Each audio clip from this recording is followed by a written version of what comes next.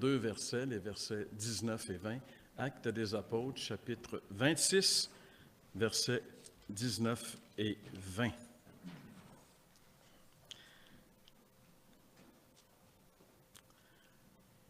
Soit dit en passant, j'ai réalisé en travaillant ce message hier et aujourd'hui que c'est exactement là où on était rendu dans notre étude des Actes des Apôtres qu'on avait fait dans les années 2000, dans le premier de 2000, peut-être 4 à 2009. Là.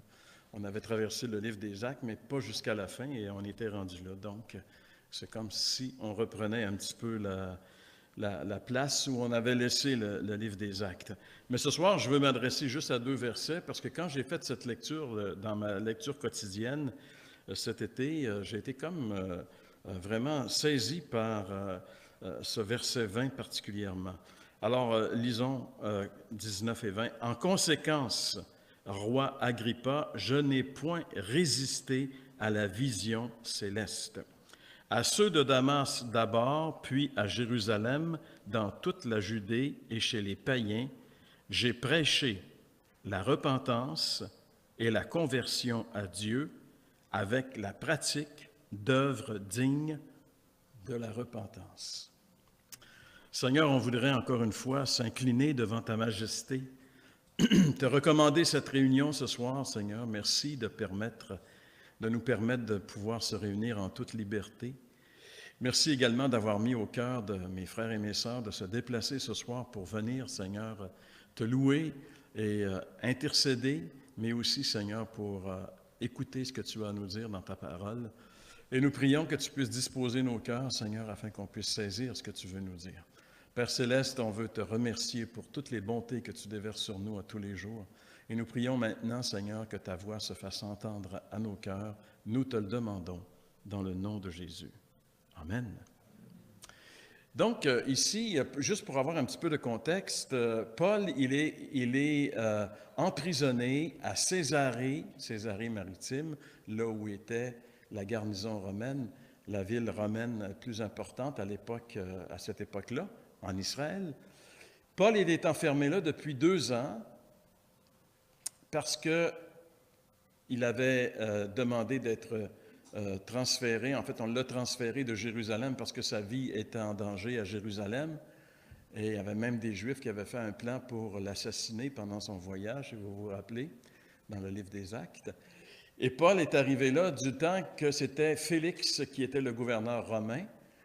Paul a comparu devant Félix. Il a écouté Paul, puis Félix ne savait pas trop quoi faire avec ça. Finalement, il a décidé de le garder en prison et d'attendre que quelqu'un vienne pour l'éclairer. Et ça faisait 2 ans que Paul était là. Félix a arrêté d'être le dirigeant romain. Il a été remplacé par Festus. Festus a été pogné avec le même problème. Félix a transféré le problème de Paul.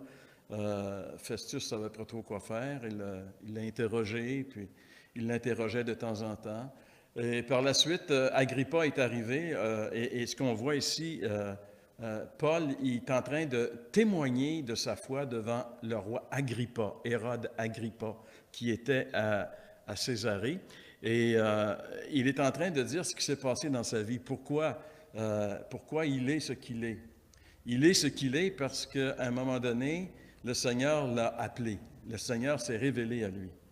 Et moi, je trouve ça intéressant parce qu'à travers l'apôtre Paul, on peut voir que nous aussi, on peut se définir à partir de ce que le Seigneur a fait dans notre vie. Et on devrait se définir comme ça. Paul se définit toujours à partir de ce que le Seigneur a fait dans sa vie. Tu sais, c'est pas son travail, c'est pas sa job, c'est qu'est-ce que le Seigneur a fait dans sa vie et quelle place le Seigneur occupe dans sa vie. Donc, alors devant Agrippa, Paul est en train de dire qu'il y avait une grande lumière et qu'il a entendu la voix du Seigneur qui lui a dit qu'il l'avait choisi pour une mission tout à fait particulière. Peut-être la semaine prochaine, on verra les détails de la mission à laquelle Paul a été appelé, parce que c'est intéressant pour nous aussi. Mais par la suite, Paul, il arrive ici, puis il va dire « J'ai pas résisté à la vision céleste et j'ai prêché partout. J'ai prêché 3 choses que Paul a prêchées. J'ai prêché la repentance, la conversion à Dieu et la pratique d'œuvres dignes de la repentance. Et quand j'ai relu ça cet été, j'étais en fait en vacances, donc plus dégagé, et je me disais, est-ce que c'est le message que les évangéliques prêchent aujourd'hui? La repentance, la conversion à Dieu et la pratique d'œuvres dignes de la repentance. Et je me suis dit jusqu'à un certain point, je me le demande. On a vraiment transformé le message. On a voulu le rendre plus accessible. Et finalement, l'Évangile, si on essaie de le rendre accessible, on le dénature et c'est plus l'Évangile. Vous savez, au niveau de la vérité, on vit une période incroyable de confusion. Comme je vous ai dit tantôt, je suis assez actif sur les médias sociaux. Je vois passer beaucoup de choses. Et je vois tellement de confusion au niveau de vous savez, les médias sociaux, là, n'importe qui peut aller là-dessus. C'est gratis. Tu as juste à avoir un compte Facebook et puis tu peux commencer à parler et à entrer dans cette communauté et dire n'importe quoi. Et c'est une communauté qui grandit d'une manière incroyable. Et moi, je pense que ce qu'on appelle les main médias, les médias importants, vont se transformer. Et Facebook et les médias sociaux vont devenir, dans quelques années, les médias les plus importants. C'est déjà, pour beaucoup de personnes, plus important que la télévision, que les journaux, que la radio, les médias sociaux. Donc, c'est une nouvelle plateforme, mais la caractéristique de cette plateforme-là, c'est que n'importe qui peut s'improviser et dire n'importe quoi. Et il y a un paquet de gens qui, sous le dos de l'Évangile, disent des choses vraiment, vraiment bizarres. Ça ne veut pas dire que tout ce qui est sur Facebook est faux. Il y a des très bonnes choses, il y a de la vérité aussi. Mais il faut faire vraiment attention et il faut avoir beaucoup de discernement parce que ça devient un fouillis tout à fait incroyable. Un mélange de toutes sortes de choses, de sentimentalisme, de psychologie, de sensationnalisme. Hier matin, il y avait une vidéo, puis le prédicateur qui disait « Hey, réclamez ce matin votre miracle! » Réclame ton miracle. Tu sais, Dieu, c'est le frigidaire, tu le rouvres, tu prends ton miracle, tu fermes la porte, merci, bonsoir. Non, mais ça, c'est sur Internet, puis les gens carburent à ce genre de choses-là. C'est ça, un nouvel évangile. Imaginez-vous l'apôtre Paul dire réclamez votre miracle, trouvez-moi ça dans les Écritures. Non, ça ne marche pas comme ça. Le message de l'Évangile, ce n'est pas ce message-là. Qu'est-ce que ça fait, tout ce fouillis-là? Bien, au lieu d'éclairer les gens, ça les mêle encore plus. Et c'est là que je vois que derrière ça, l'ennemi travaille. Alors, la question qu'on peut se poser, c'est comment est-ce qu'on peut le trouver, le vrai message? Quelqu'un qui veut chercher la vérité, où va-t-il trouver la vérité?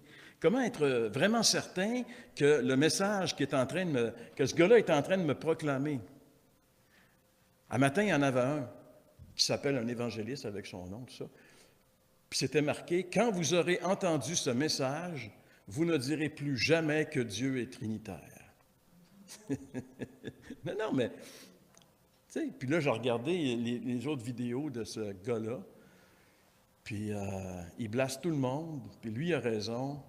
Mais les gens ne font pas de discernement souvent. Ils vont écouter ça, ils vont amalgamer ça. Ah, ben le gars, il se dit qu'il y a un évangéliste, regarde, bon. Tu sais, oui, mais n'importe qui peut se dire n'importe quoi. Tu es sur un média social. C'est pas quelque chose qui est vraiment légiféré par des lois, là. N'importe qui dit n'importe quoi. Alors, comment est-ce qu'on peut vraiment s'en tirer là-dedans? Vous savez, le vrai message de l'Évangile, il se trouve dans la Bible. À Paris, il y a le maître étalon. Si tu veux savoir un maître exactement, parce que tu peux avoir un maître, mais l'autre, il peut te dire, oui, ça c'est un maître, l'autre va dire, non, ça c'est un maître, l'autre. Comment est-ce qu'on peut savoir un maître, c'est quoi? Bien, va à Paris, il y a le maître étalon qui est là, et mesure ton maître avec le maître étalon, et tu vas avoir la vraie. Alors nous, ce qui est merveilleux, c'est qu'on a le maître étalon de la vérité. C'est la parole de Dieu, c'est l'Écriture. Et quand on regarde le message de Paul, ce que Paul prêchait, et qu'on compare avec ce que les gens aujourd'hui prêchent, on réalise que ce n'est pas tout à fait pareil. Et on a vraiment des positions à prendre là-dessus. C'est important, parce que l'Église en général est influencée et est en train de s'éloigner. Vous savez, ça ne prend pas grand-chose pour s'éloigner de la vérité. Juste l'influence de ces fausses affaires-là, l'influence de cet évangile psychologique, cet évangile sentimentaliste ou cet évangile sensationnaliste peut nous éloigner de la vérité. Donc, le message de la Bible, le message de l'Évangile, premièrement, ce n'est pas un message qui est très agréable. Si tu veux plaire aux gens, ben, fais autre chose que de prêcher le message de la Bible. Tu sais, Paul dit, si je voulais plaire aux hommes, je ne serais pas serviteur de Dieu. Parce que dire la vérité, en général, ce n'est pas toujours agréable et ce n'est pas toujours acceptable pour les gens. Le message de l'Évangile, le vrai message, ce n'est pas un message qui flatte l'être humain. Du tout, du tout. C'est un peu comme un médecin qui doit annoncer à son patient qu'il est atteint, mettons, d'un cancer phase terminale. Non, mais mettez-vous dans la peau du médecin. Ça doit être dur d'annoncer ça, dire à la personne, écoute, j'ai une mauvaise nouvelle pour toi matin, tu es atteint d'un cancer phase terminale, puis tu vas mourir dans 2 mois. Ça ne doit pas être facile de dire ça, parce que le médecin est aussi un être humain. Et s'il est vraiment un médecin, bien, lui, le but de sa vie, c'est d'aider les gens qui sont malades. Et là, il est obligé de dire aux gens, bien, regarde, nous autres, on ne peut plus rien faire pour toi. Alors ça, c'est pas un message. Mais l'Évangile, c'est comme ça. Tu sais, moi, l'Évangile, on avait des petits collants dans les années 70. Souriez, Dieu vous aime. C'est de la foutaise. Jésus t'aime. Non, c'est pas ça le message. C'est pas ça le message. Le message, savez-vous, c'est quoi? C'est, mon gars, t'es dans la merde. Si tu ne changes pas, tu t'en vas en enfer. C'est ça le message. Mais ce n'est pas un message qu'on prêche beaucoup. Honnêtement, ce n'est pas un message qu'on entend, ce n'est pas un message attirant, mais c'est la vérité. Et Paul, c'est un peu ici qu'est-ce qu'il est en train de dire. Tu sais, en général, on aime mieux éviter ce genre de message. Tu sais, le médecin il va dire, tu peux-tu dire à sa secrétaire, tu peux-tu dire au patient qu'il est en phase terminale? On veut on n'aime pas dire ça. Mais l'Évangile, c'est pareil. Le vrai message de l'Évangile, c'est un message où Dieu nous appelle à changer. Le message de l'Évangile est un message où Dieu nous appelle à changer au moins à 3 niveaux. Et c'est ce que Paul nous dit ici. Et c'est ce qu'on va voir rapidement ce soir. Dieu nous appelle premièrement à changer de mentalité. Change de mentalité. Arrête de penser comme tu penses, parce que ta pensée, c'est la pensée du monde et tu t'en vas directement en enfer avec cette pensée-là. Deuxièmement, change de direction. Tu t'en vas dans la mauvaise direction. Et troisièmement, change de style de vie. Pratique des œuvres dignes de la repentance. Donc, ça, c'est le message. Le message de l'Évangile est essentiellement un message où Dieu nous appelle à changer de mentalité, de direction et de style de vie. Alors, est-ce que c'est vraiment le message que nous entendons sur les médias sociaux? Est-ce que c'est vraiment le message qu'on entend dans les églises? Est-ce qu'on entend ce message-là? Moi, j'aimerais vous dire que pas beaucoup. On entend un message édulcoré, un message où tout le monde il est gentil, tout le monde il est beau. Le petit Jésus, il t'aime, arrête de lui faire de la peine. On l'entend à la tonne. Mais la vérité, on ne l'entend pas beaucoup parce que justement, c'est un message qui heurte et qui dérange. Mais c'est le message. Tu sais, dis pas à la personne, le Seigneur, il t'aime, il est mort pour toi. Il s'en fout comme dans l'an 40. Pourquoi? Ça change quoi dans sa vie que le Seigneur est mort pour lui? Rien. Pourquoi? Parce qu'il n'y a pas besoin de ça. Mais si il est conscient qu'il s'en va en enfer, peut-être qu'à un moment donné, il va se mettre à crier au Seigneur de venir le sortir. Mais comment est-ce qu'il va savoir qu'il s'en va en enfer si on chante toute la même chanson? Chanson de Michel Polnareff. On ira tous au paradis. Ta-da-dam. C'était ça qu'ils chantaient dans les années 60. Puis c'est resté dans l'esprit des gens. Oh oui, on va tout aller au ciel, ça ne se peut pas que Dieu nous envoie en enfer.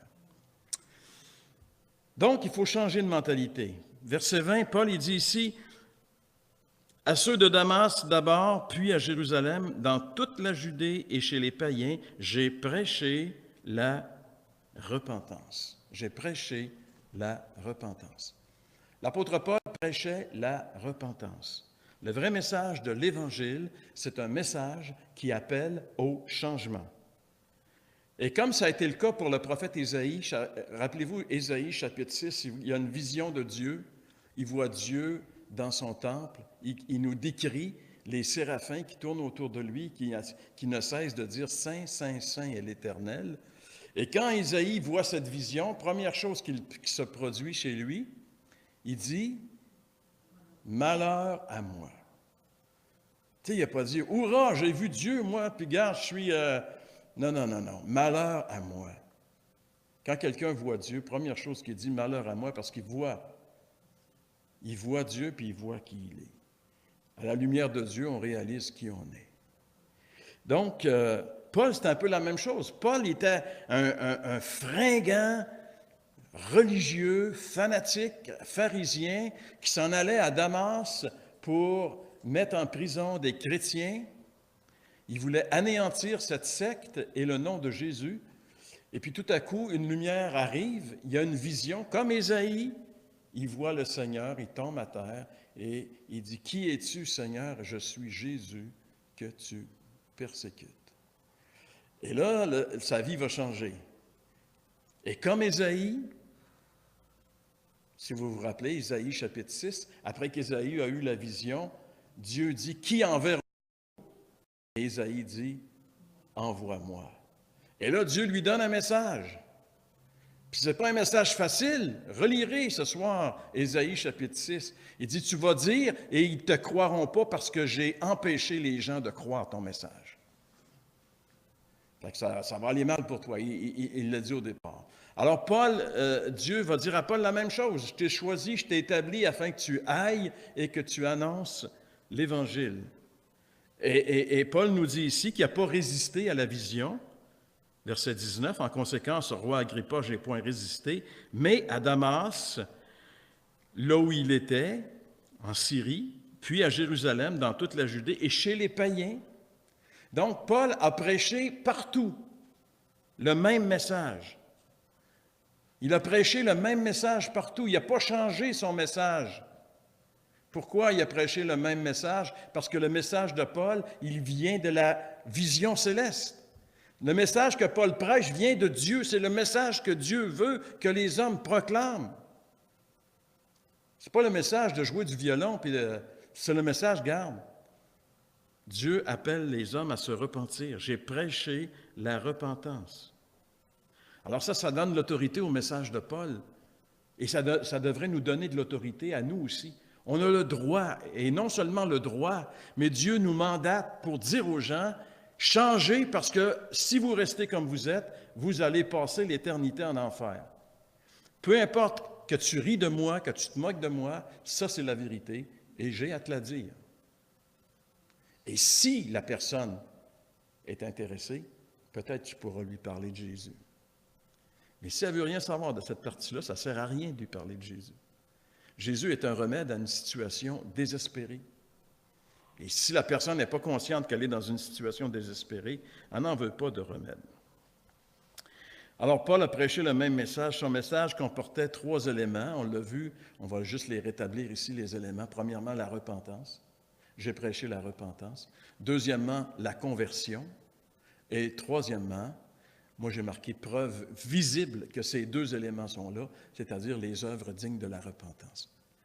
Quand ton style de vie n'a pas changé, il n'y a pas de repentance, il n'y a pas de conversion. Oublie ça. Tu es en train de t'illusionner toi-même. Tu es perdu, mais tu crois que tu es sauvé. That's it, that's all. Merci et bonsoir.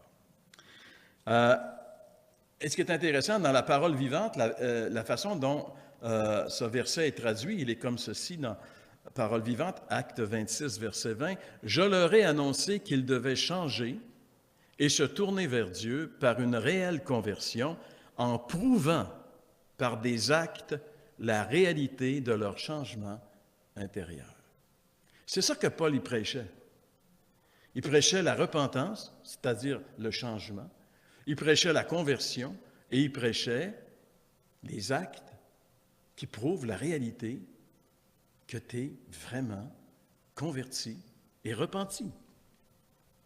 Donc, le mot repentance, c'est un mot qu'on n'utilise pas beaucoup encore aujourd'hui. En grec, c'est le mot métanoéo. Dans la version ici, des fois, c'est métanoïa, mais vous savez, le grec a des caractéristiques selon la place où il est situé dans la phrase. Des fois, les lettres dans le mot changent un petit peu. Mais la définition de ce mot-là, c'est changer son esprit. C'est ça, ça veut dire métanoéo.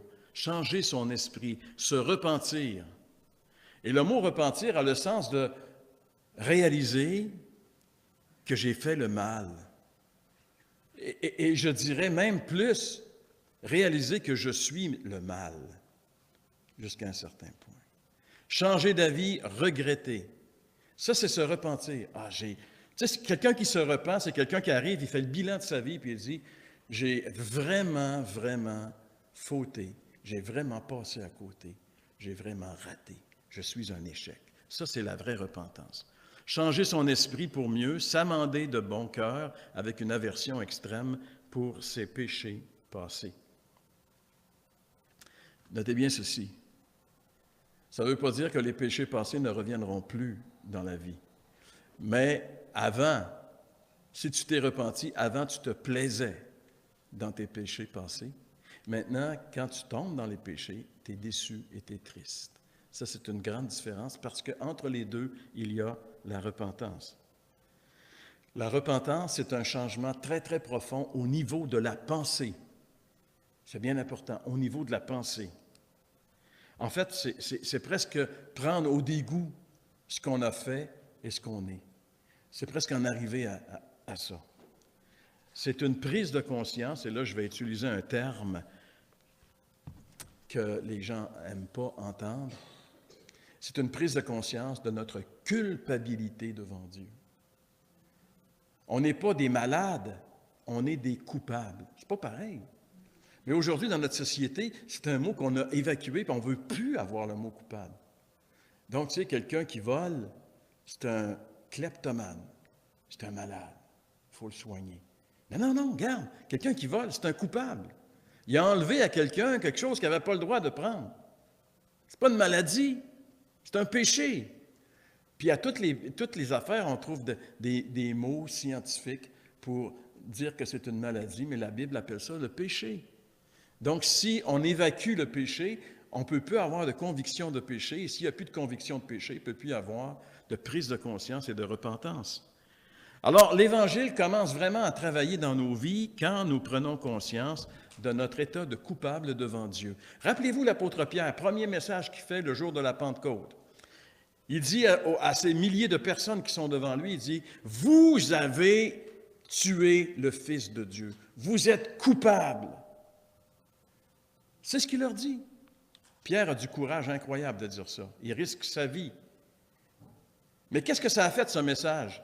Dans le livre des Actes, il nous est dit, après avoir entendu cela, ils eurent le cœur vivement touché, et ils dirent à Pierre et aux autres apôtres, « Frères, que ferons-nous? » Ils sont saisis.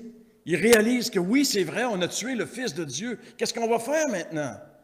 Ça, c'est la repentance. C'est ça, la repentance. C'est là que le Seigneur commence à travailler dans nos vies. Qu'est-ce que je vais faire? Quand quelqu'un dit, qu'est-ce que je vais faire d'abord? Qu'est-ce que je peux faire? Alors là, il y a un point important de gagner, la repentance. En fait, la repentance, c'est de reconnaître ce qu'on est. Vous savez, l'apôtre Paul, dans Romains 7, il est en train de réaliser et de nous dire ce que nous sommes. Et il dit, ce qui est bon, je le sais, n'habite pas en moi, c'est-à-dire dans ma chair. J'ai la volonté, mais non le pouvoir de faire le bien. Quand quelqu'un dit ça honnêtement, quand quelqu'un arrive à la conviction de dire, moi là, c'est bien de valeur, mais... Tu sais, un peu comme le gars qui priait, tu sais, le pharisien, « Oh, je te remercie Seigneur, je ne suis pas comme le reste du monde, je donne ma dîme, blablabla. » Et l'autre, « Sois apaisé. » Il y avait juste une prière, « Sois apaisé envers moi, qui suis un pécheur. » Eh bien, ça, c'est la repentance. Ce qui est bon, je le sais, n'habite pas en moi. Quand quelqu'un est rendu à ce point de dire, je ne sais pas pourquoi, mais je sais que dans moi, il y a du mal. Du mal que je ne peux pas m'empêcher de faire et de produire. Seigneur, fais quelque chose. Si toi, tu fais rien, je suis foutu. Ça, c'est la repentance et c'est la réalité. Il peut pas y avoir de véritable salut. Quelqu'un ne peut pas vraiment être sauvé sans une prise de conscience de sa culpabilité. On est tous coupables du premier verset. C'est pas long, ça. On est tous coupables. Est-ce que tu as aimé Dieu? Est-ce que tu aimes Dieu de tout ton cœur, de toute ta force, de toute ta pensée? Est-ce que tu passes ta vie, ta journée, c'est juste Dieu, Dieu? Tout ce que tu fais dans ta vie, tu travailles pour que Dieu soit glorifié. Est-ce que tu fais ça? Alors tu viens de pécher contre le premier commandement. T'es fait. Est-ce que tu aimes ton prochain comme toi-même? Non, mais tu sais, regarde, il y a des Haïtiens qui rentrent au Québec, là. Est-ce que tu aimes ton prochain comme toi-même? Hey, eux autres, c'est une menace pour nous autres, il faut les foutre en Haïti. Est-ce que tu aimes ton prochain comme toi-même? OK, garde, je veux dire, ça ne sert à rien. Examine la parole, puis tu vas voir que tu es dans la chenoute avec Dieu. Et c'est ça la repentance. Le mot grec « métanoïa » signifie changer de pensée, de mentalité. C'est de perdre nos illusions sur nous. Et Paul n'avait pas peur d'aborder ce message-là. Il était vraiment fonceur, Paul. C'était son message. Regardez, quand il était à Athènes, la capitale de l'intellectualisme de l'époque, Paul il commence à Athènes à prêcher. Et il arrive à un point où il dit aux gens, Dieu, sans tenir compte des temps d'ignorance, annonce maintenant à tous les hommes, en tout lieu, qu'ils ont à se repentir. Alors, il leur lance ça. Paul leur lance ce message de la repentance à des intellectuels. Pourquoi que vous devez vous repentir? Parce que Dieu a fixé un jour où il jugera le monde selon la justice. Et s'il fait ça, on est tous faits. Par l'homme qu'il a désigné, ce dont il a donné à tous une preuve certaine en le ressuscitant des morts.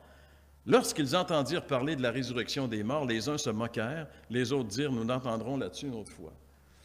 Paul n'a pas eu un succès ici avec sa prédication, mais il n'a pas changé son message. On n'est pas appelé à être des gens qui ont du succès dans la prédication. Dieu nous a confié juste une chose, dis la vérité. Que quelqu'un te croit ou te croit pas, ce n'est pas ton problème. Toi, tu dois dire la vérité. Et la vérité, c'est que l'homme doit se repentir. Et encore ici, par exemple, dans Actes 24, verset 25, comme Paul discourait sur la justice, sur la tempérance et sur le jugement à venir, ça c'est avec le premier gouverneur qui était à Césarée, Félix. Alors Paul, il ne disait pas à Félix, mon cher Félix, c'est à ton tour de te laisser parler d'amour. Le Seigneur t'aime, Jésus t'aime, Félix. Oublie pas, Jésus t'aime, Félix. Non, ce n'était pas le message de Paul. Paul disait à Félix, il lui parlait de la tempérance, que c'était un Romain qui était élevé en dignité, donc je ne sais pas si vous savez ce qui se passait chez eux. Tempérance, jugement à venir. Alors ce gars-là, devant ce que Paul lui disait, il était effrayé. Et au lieu de se convertir, il a dit, va-t'en, puis je te rappellerai quand je voudrais. Tu sais. Mais Paul n'a pas... Paul, s'il avait voulu devenir ami avec Félix, il n'aurait pas dû lui prêcher l'Évangile. Tu ne te fais pas des amis quand tu dis la vérité. Mais on n'est pas là pour se faire des amis. On est là pour dire la vérité. Le vrai message. Notre façon naturelle de penser nous conduit tout droit au pire des jugements. C'est pour ça qu'il faut changer notre mentalité. Si quelqu'un n'a jamais changé sa mentalité, il n'a jamais été sauvé. Mais être sauvé, c'est plus que changer sa mentalité. Deuxième point, c'est changer de direction. Ça, c'est la conversion. Paul dit, j'ai prêché la repentance, la conversion à Dieu. Quand notre mentalité change, il y a de fortes chances que notre direction aussi change. Tu agis comme tu penses. Alors, si tu te mets à penser différemment, il y a des chances que tu te mettes à vivre aussi différemment. Alors, en plus de la repentance, Paul prêchait la conversion. Et ça, c'est changer de direction dans nos vies. Le mot conversion, c'est le mot épistréphos en grec, ou épistrophès. Et ce mot-là signifie se tourner vers, retourner, revenir, ramener, se tourner sur soi-même, faire un 180, se détourner, retourner, revenir. C'est tout le sens du mot grec épistréphos qu'on a traduit par conversion ici. Alors, se convertir, c'est changer de direction. Par nature, je marche dans la direction opposée de Dieu. Dieu est en arrière, je le fuis en réalité. Ça, c'est la route normale de l'être humain naturellement. Se convertir, c'est se tourner et s'engager maintenant à marcher avec Dieu dans la direction de Dieu. Dans la première lettre aux Thessaloniciens, il est dit, on raconte à notre sujet, quel accès nous avons eu auprès de vous, comment vous vous êtes convertis, comment vous vous êtes retournés à Dieu en abandonnant les idoles pour servir le Dieu vivant et vrai. Vous avez changé de direction, vos vies jusqu'à maintenant étaient des vies où vous serviez des idoles muettes. Ésaïe parle des idoles faites avec du bois de chauffage. Vous avez arrêté d'adorer le bois de chauffage et vous vous êtes mis à adorer le vrai Dieu. Vous avez changé de direction. Vous vous êtes convertis. Se convertir, c'est faire demi-tour. C'est marcher maintenant avec Dieu. Et c'est pour ça que la repentance et la conversion, c'est essentiel au salut. Jésus lui-même a dit ceci en Luc 13, verset 3. Je vous le dis, si vous ne vous repentez, vous périrez tous également. Mais en fait, c'est si vous ne vous convertissez. Le mot métanoïa, des fois, est traduit conversion, des fois repentance. Si vous ne vous convertissez, vous périrez tous. C'est la raison pour laquelle la conversion, elle est essentielle au salut. Si quelqu'un n'a jamais changé la direction de sa vie, il n'a jamais été sauvé. Et quand on s'est converti, on le sait. On le sait que dans notre vie, il y a eu un point décisif à un moment donné où notre vie a changé, où la direction de notre vie a changé, comme l'apôtre Paul sur le chemin de Damas. Mais être sauvé, c'est plus que changer de mentalité et c'est plus que changer de direction, c'est aussi changer de style de vie. Et c'est pour ça qu'au verset 20, il est dit « J'ai prêché la repentance et la conversion à Dieu avec la pratique d'œuvres dignes de la repentance. » Œuvres dignes de la repentance. S'il n'y a jamais eu de changement radical au niveau de mon style de vie, j'ai toujours vécu comme ça. Ah oui, mais moi je suis chrétien parce que j'ai levé ma main dans une réunion un jour quand le prédicateur a dit « Veux-tu recevoir Christ? » Ou je me suis avancé à l'avant à l'appel. Donc, si ta vie n'a pas changé, tu as bien beau t'être avancé à l'avant pendant 10 fois, tu as bien beau avoir levé ta main jusqu'au plafond pendant 100 fois, tu n'es pas sauvé. Ce n'est pas en levant la main et en s'avançant en avant qu'on est sauvé. Sors ça de ta vie. C'est du mensonge. On est sauvé lorsque vraiment notre confiance en Christ fait en sorte que notre style de vie a changé, que ma vie a complètement changé. Vous savez, il y a beaucoup de personnes qui ont une approche sacramentelle du salut. Je m'explique. Avec notre arrière-plan catholique pour la plupart d'entre nous, les Québécois, il y a des gens qui croient que le fait d'être baptisé fait de nous un vrai croyant. Ah, ma vie n'a jamais changé, mais à un moment donné, je me suis fait baptiser. J'ai de mauvaises nouvelles pour toi. Si tu penses que c'est ça, être sauvé, tu es perdu. Le baptême ne sauve personne. Quand Jean-Baptiste voyait ce genre de personnes venir à lui, vous savez qu'est-ce qu'il leur disait? Il leur disait ceci. Voyant venir à son baptême beaucoup de pharisiens et de sadducéens, c'est-à-dire des gens très religieux, qui voulaient rajouter à leur religion. D'un coup que le baptême de Jean-Baptiste, c'est vrai, parce que c'est un phénomène qui se produit en Israël. Donc, on va le rajouter, du syncrétisme. On va rajouter une autre chose. Peut-être on n'a rien à perdre, on va se faire baptiser. Moi, je pense qu'il y a des gens qui pensent comme ça. Et quand Jean-Baptiste voyait ces gens-là arriver, il leur disait « race de vipères ». Tu sais, ça veut dire, le gars, il ne se fait pas des amis, là. C'est pas le gars qui veut se faire des... Il commence pas à tronquer le message pour se faire des amis. Race de vipères, qui vous a appris à fuir la colère à venir? Produisez donc du fruit digne de la repentance. Changez de vie. Changez de vie et démontrez par votre vie que vous vous êtes vraiment repenti et que vous voulez vraiment marcher avec Dieu. Le salut, la vie éternelle, ce n'est pas une notion intellectuelle, c'est une vie changée, c'est un nouveau style de vie. En Romains 6, en plus de la fin des Actes des Apôtres, pendant mes vacances, j'ai lu aussi l'Épître aux Romains, je suis rendu au chapitre 11. Et j'ai réfléchi beaucoup sur l'Épître aux Romains, qui est une épître formidable. Même des fois, je me demandais si on ne devrait pas éventuellement l'exposer une deuxième fois. Je l'ai déjà exposé au complet ici dans les années 90 au début. Alors, Paul dit à Romains 6, « Lorsque vous étiez esclaves du péché, lorsque vous étiez esclaves. » Notez qu'ici, il parle au passé. « Lorsque vous étiez esclaves du péché, vous étiez libres à l'égard de la justice. » Quels fruits portiez-vous alors? Des fruits dont vous rougissez aujourd'hui. Car la fin de ces choses, c'est la mort. Mais maintenant, étant affranchis du péché et devenus esclaves de Dieu, vous avez pour fruit la sainteté et pour fin, la vie éternelle. S'il n'y a pas un changement de vie dans ce verset-là, ben là, il y a quelque chose que je ne comprends pas. Tu sais, puis même Paul, ça m'a un petit peu... ramené dans... Paul, il parle de notre vieil homme. Notre vieil homme, celui qu'on était avant de se convertir. Les passions de notre vieil homme. Et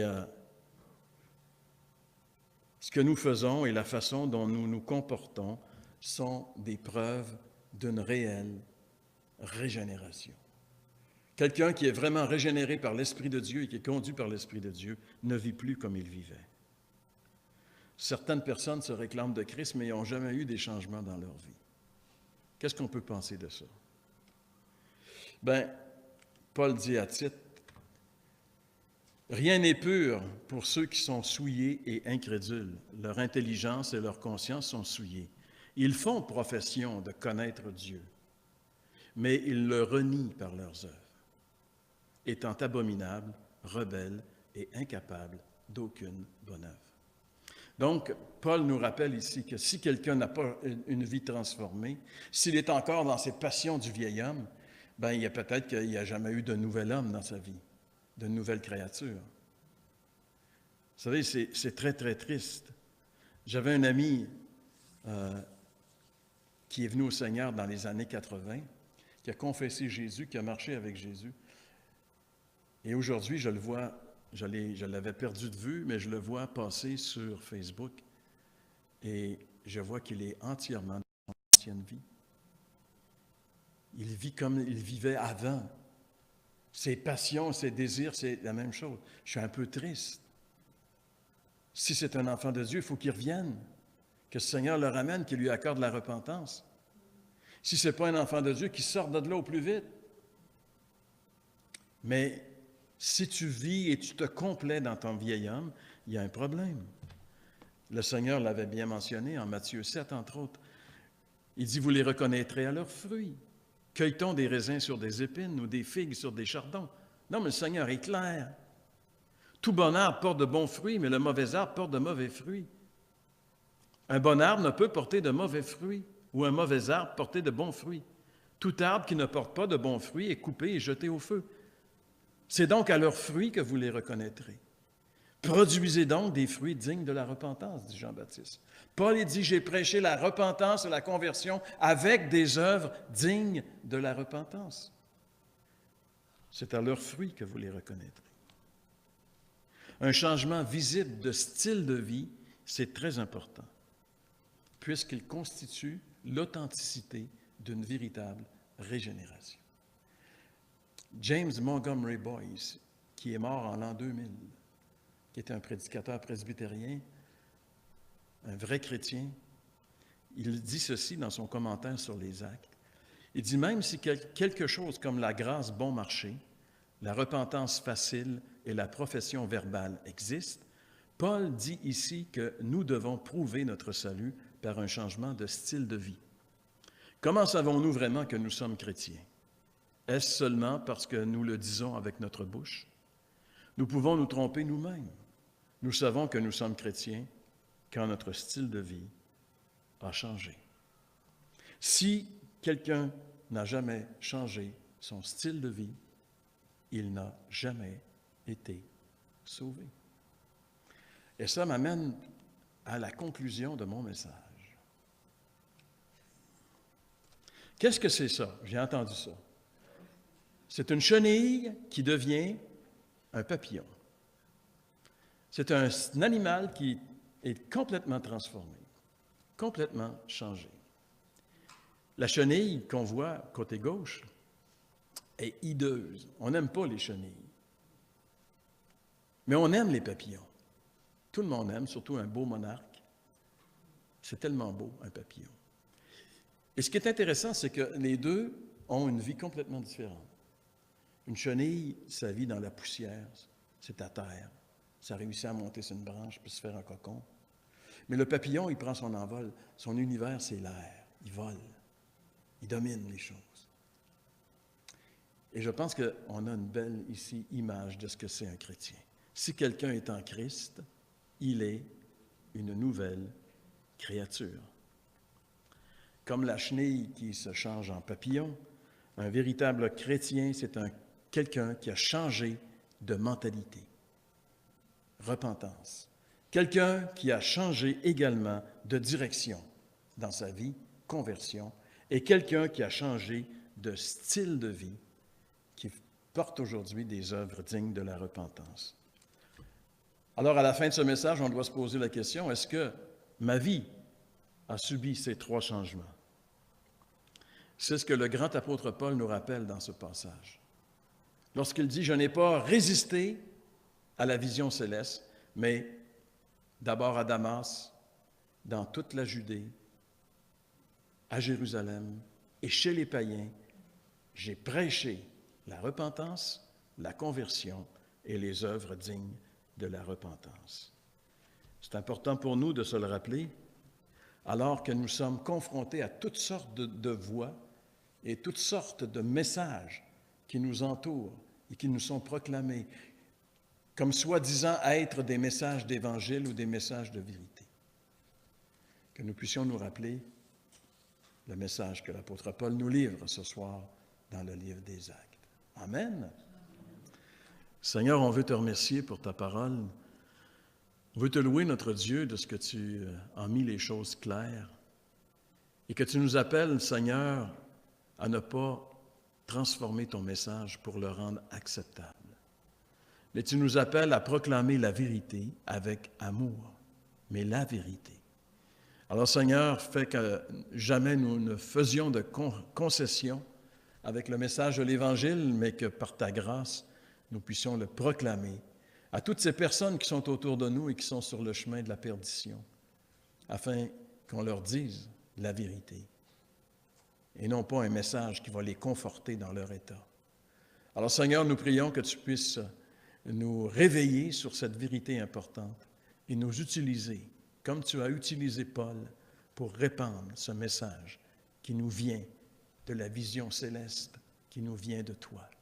Seigneur, nous voulons te remercier ce soir de ce que tu permets qu'on puisse réfléchir sur ces vérités. Et nous prions maintenant, Seigneur, que ces vérités ne soient pas juste quelque chose qui vient loger dans notre cerveau encore plus, mais quelque chose qui change nos vies, qui nous donne, Seigneur, un zèle pour répandre le message de l'Évangile. Nous te le demandons dans le nom de Jésus. Amen. Bien, étant donné que j'ai aussi